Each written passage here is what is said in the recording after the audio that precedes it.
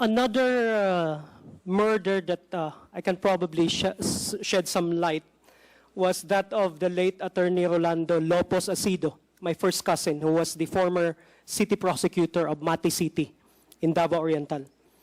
He was killed also by assailants who attacked him by way of riding in tandem, killers, as he was about to park his car in front of the Mati City Hall of Justice in Dahican, Mati City, in the early morning of 26 October 2016.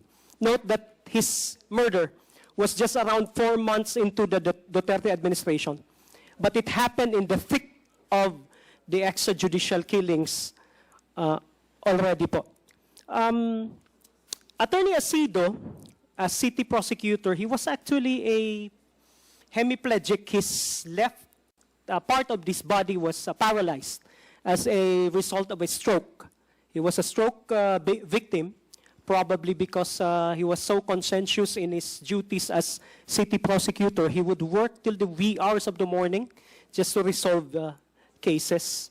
As far as I have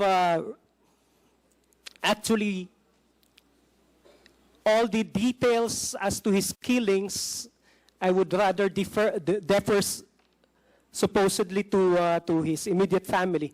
But this is what happened.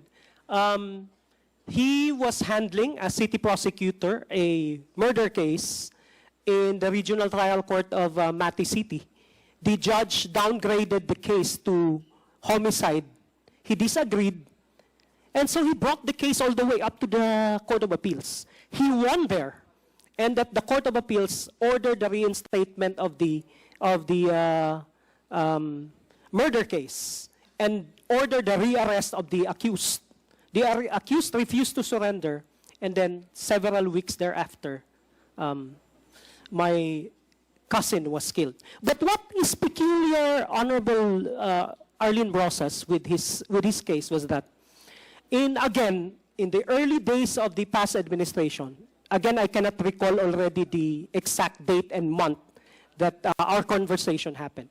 I visited him in his city prosecution office in Mati City, and he relayed to me in person what happened to him.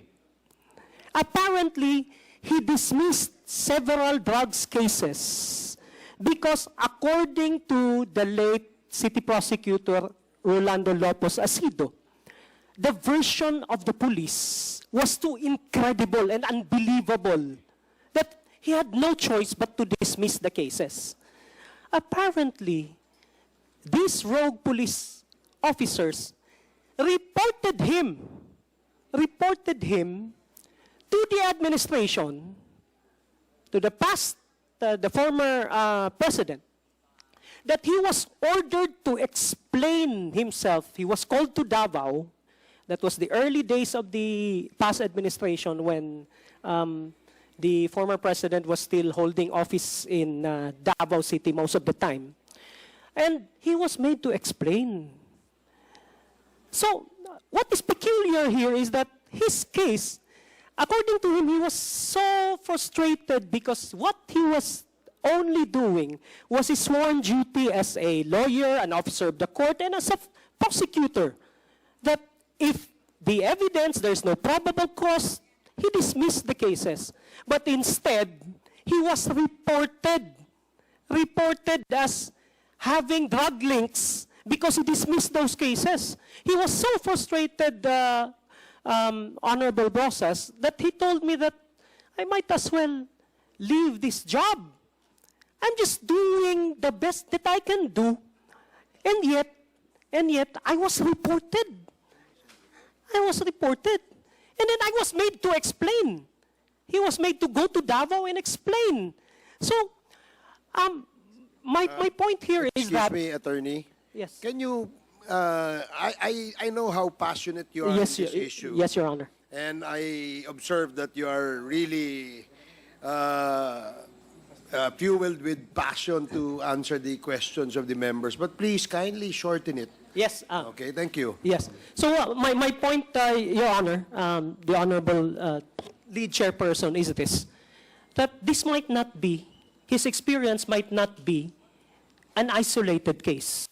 During that 6 years, there might be dozens or hundreds of prosecutors who actually wanted to dismiss the case for lack of probable cause, but for fear that they will be reported, that they will be included in the list of persons with links to drugs, that they just close their eyes and then file the cases in court, burdening our courts with cases which should have been dismissed in the very first place.